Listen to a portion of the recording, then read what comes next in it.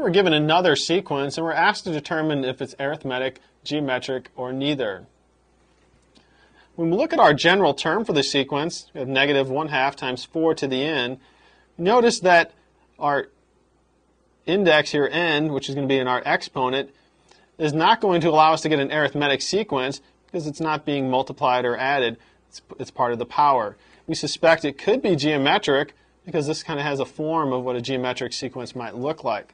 To check that, we're going to look at the ratio of consecutive terms.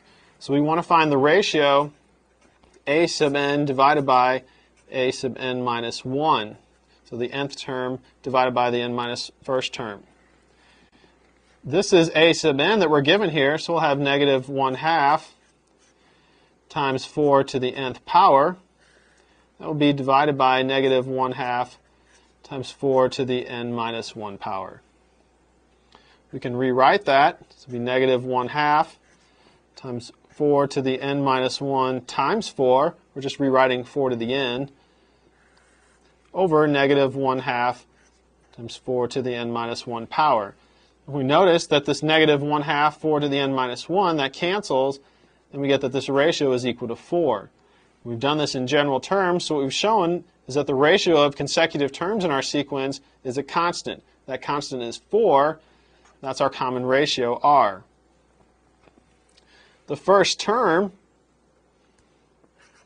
a sub 1, will be negative 1/2 times 4 to the first power, so we'll end up with negative 2. We were asked in the problem to see if it's geometric, and if it is, to find the common ratio, which we did, r is 4, and then also the sum of the first n terms. So we'd like to find s sub n for this geometric sequence.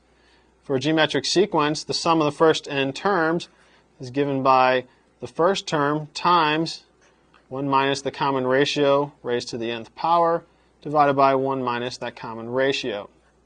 We found the first term and we found r, so we'll have negative 2 times 1 minus 4 to the n divided by 1 minus 4. Just clean that up a little bit. We'll end up with 2/3 times 1 minus 4 to the nth power. And this represents the sum of the first n terms of that geometric sequence.